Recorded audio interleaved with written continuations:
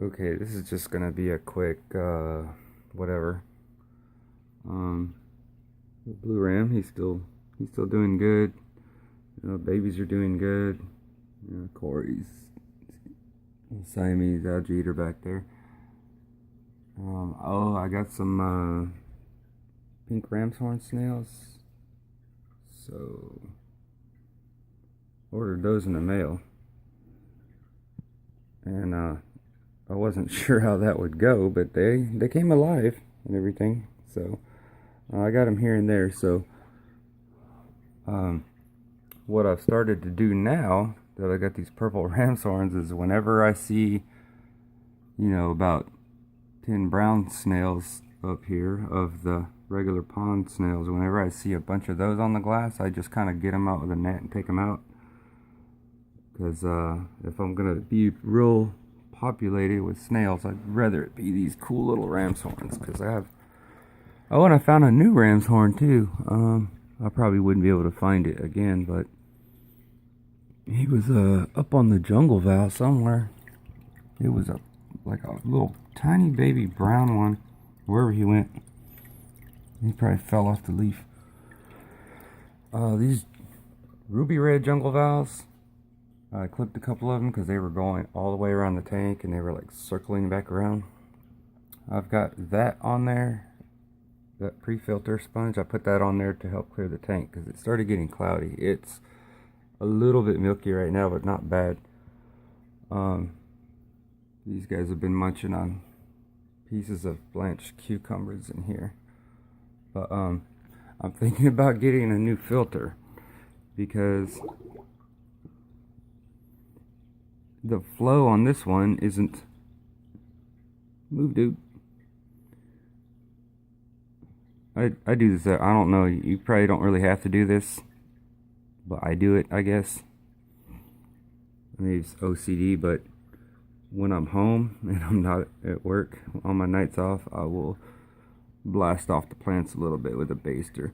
You see how the S repens, if you can see it, I don't know if it will really focus in, but the S repens gets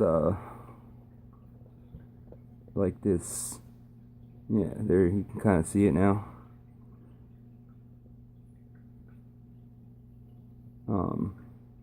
I just blast some of the stuff off of here so it can settle. But the S repens gets, I put it on this hill so that it wouldn't, all the gravel wouldn't slide downhill. But what happened was, since it's on a hill, it's on a slope, so I'll get this turkey baster and I'll come in here and I'll kind of blow some of it off so it can go somewhere else. So I'm just kind of slowly making the hill stuff drop down to the bottom. But I do this all the time. But these S repens don't really grow because my little purple snail, there he is, he munches on them. So if you see S repens look like someone took a can opener down along the side of the leaf, it was this guy. But I have a lot of solids in my water because I have very low filtration for this bio load in here. So I'm thinking about, I'm gonna get another filter. I'm either gonna get an aqua clear. I'm not getting like a $300 canister. I'm just gonna get like an aqua clear or something, like a hang on back, because what happens is when a pre-filter clogs up, my flow gets reduced, which that's fine for a little while, but eventually it'll almost stop. I'll pull off the pre-filter, squeeze it out a bunch of times, and put it back in there, and then the water's a little bit messy for a little while. But I wouldn't mind going with a canister filter. I've never had one before, but they're pretty expensive. So yeah, these ram's horns are really cool. So I got some pink ram's horns. They're doing good. This Rotala, I've been told by a million people that it's rotundifolia. The tops here were pink, and I just put them over here. just somewhere to put them for now. I tried to start some more S-repens so I could have a little more of it, but then of course little purple snail got to him and munched the tops off like he always does. The dwarf sage is really coming in. Like every time I look, there's like new ones. So it's doing good. And that giant, real fat jungle fowl up there, it's really fat. I don't know if you can really see how thick it is. This thing's trailed across the tank, but it twirled up around here now. But, it's got a new runner, so.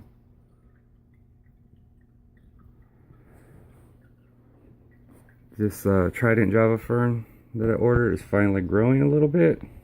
Don't know if you can see the little, like the little buds. There's 2 leaves, there's a little bud. And then I have one that I just kind of plugged back here for now so it can get some light. It's got a little bud right there. And one immersed leaf that needs to fall off. The one I put behind there, you can see it right here. So those will eventually be, once they get plentiful, I'll start plucking them off and replanting them like I did with these guys, and then they'll be all over the tank. So kind of waiting on that. Now these crypticorn, these are crypt wenties, browns or bronze or whatever. And when I went to Petco and got a crypticorn assorted pot is what it said. I thought it was another crypt wenty, but if you can see back here, it doesn't look exactly like the crypt wenty. It's kind of, oh, the leaves look a little bit different. So I don't know if that's crypt wenty or if it's something else. But it's a brown one, whatever it is, so I'll have to try to Google that and see. I have one right there. I mean, it's hard to see, but I have one right there. I got a couple little ones under here. They're probably not really going to grow because they don't have a lot of light. This sword plant kind of gets in the way of everything. But I don't know. I mean, I like it though. It's a lot brighter red. It was brighter red, but my tank got a little bit cloudy for about a week. And it's a little cloudy right now because there's some tums in here. Because when I got these snails, some of their shells didn't look too great. You know, I mean, they just went through shipping and stuff. So, but they're looking better. They've been eating the tums and they've been eating the cucumber in there, so got stuff to munch on. This ram's doing great, and I've seen his vent here and there, and not 100% yet, but 99% sure he's a male, so I'll end up getting a female for him so that he can have a mate. And he's doing great. He's not like the Bolivian ram was. He's like swimming around, he's trying to catch stuff, he's pecking at stuff. So, looking good.